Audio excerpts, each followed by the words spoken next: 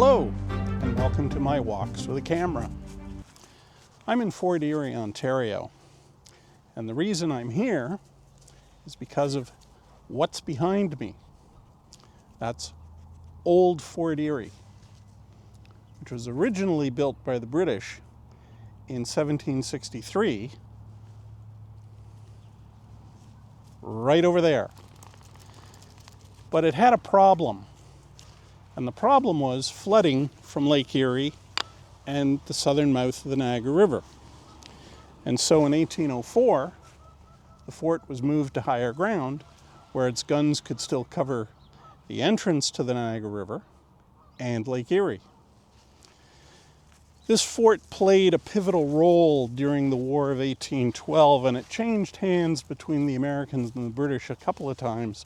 First in 1813, when the British captured the Niagara region, when the Americans captured the Niagara region, and then in 1814, when the Americans crossed from Black Rock, modern-day Buffalo, and captured this area.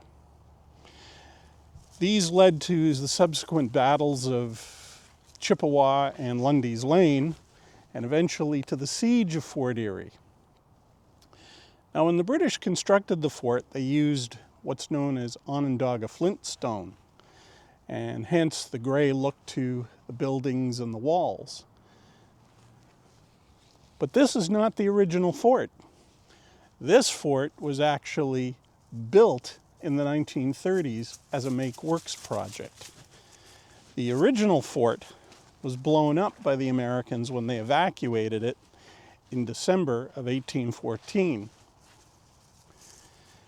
Now, a lot of the ground that you see around here are actually added fortifications that the Americans built when they occupied the fort in the summer of 1814, and they expanded the fortifications to run south to Sand Hill, where they established a battery under the command of Major Towson.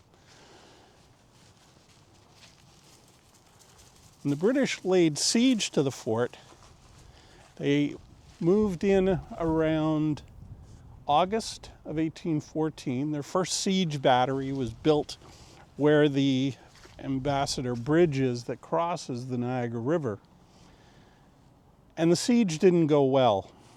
It lasted into September, coming into October. And for all Britain's expertise on military matters, the one thing that they tended to have issue with is sieges. One of the things you need in order to carry out a siege is patience. And unfortunately,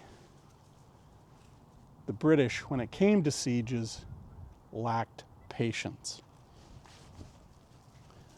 So, in order to capture the fort, Lieutenant General Drummond, Lieutenant Governor of Upper Canada and British Force Commander of British Forces, decided to take the fort by direct assault.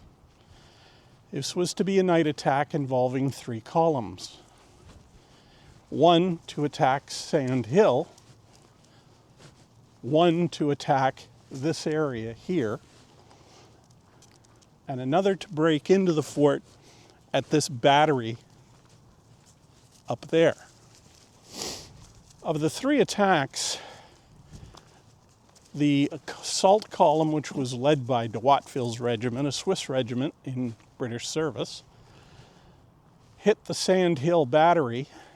It wasn't a surprise. American pickets saw and heard them coming, and the British discovered too late that their siege ladders that they had taken with them were too short by 5 feet. De Watteville's regiment suffered heavy losses.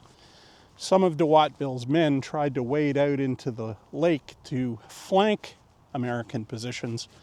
They were cut to pieces, or they were caught in the current, swept upstream, and drowned. Second British assault column, which hit this area here. They ran into a wall of fire from American infantry and artillery. The third assault column, which broke into the fort at this point here, and captured that redoubt, they ran into a problem because they turned one of the guns. There was a magazine under the battery with ready ammunition, and it exploded, causing the British huge numbers of casualties.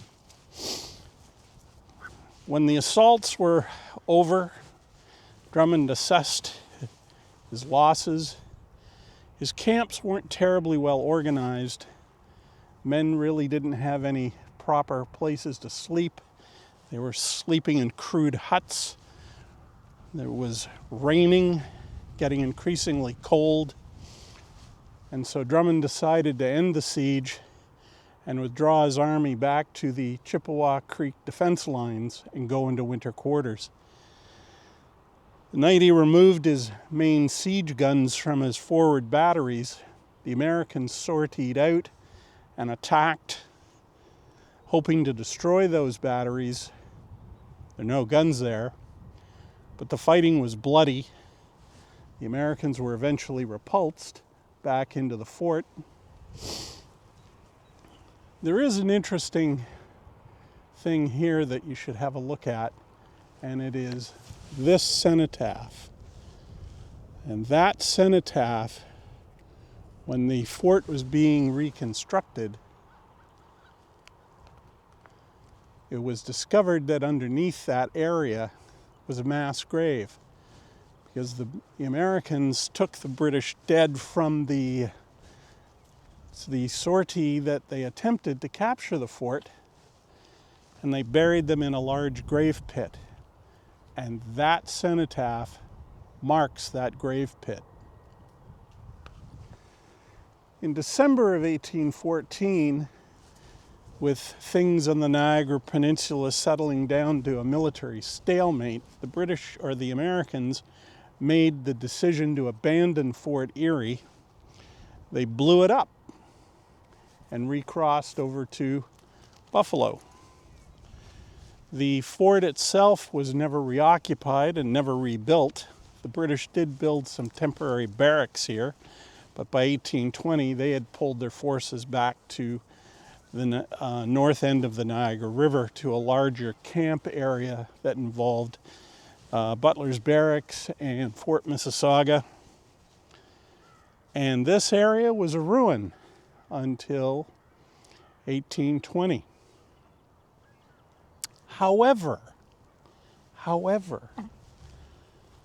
believe it or not, Fort Erie still exists, though not quite the way you'd think it does. And I'll show you that, but we got to get in the car and go that way. And it's rather cool, and I think rather appropriate. Let's go have a look.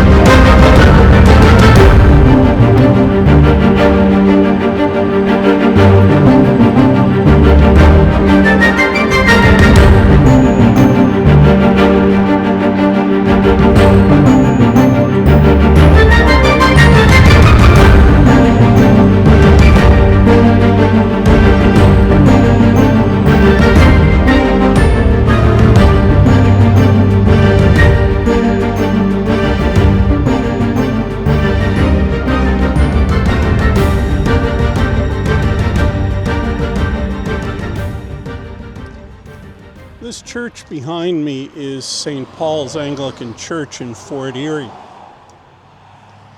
And it was built in 1821.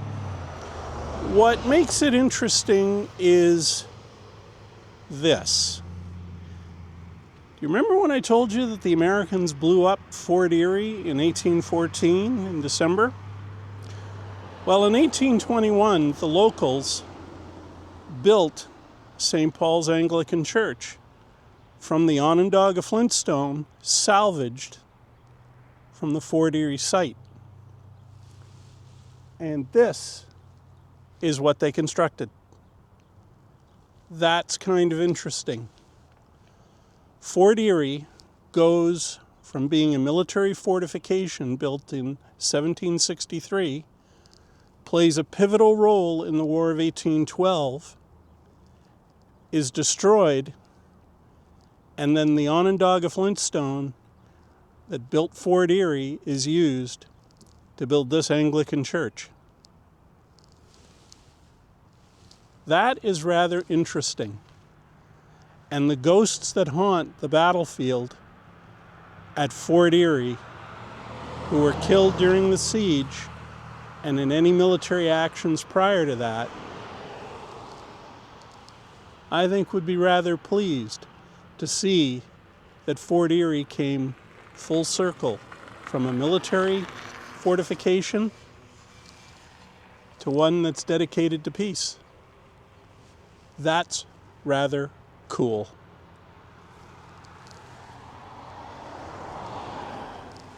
Where you live is full of stories like this. Some of them are small, some of them are quite large. Some of them tell stories of people, farmers, simple people, everyday working class, right up to the wealthy and intelligentsia who helped to build this province. You should go have a wander around and explore and see those sites for yourself. Read their stories, find the historic plaques, do research online. In the meantime, in your own exploration of your area, just remember, keep walking with a camera. Until next time, cheers. That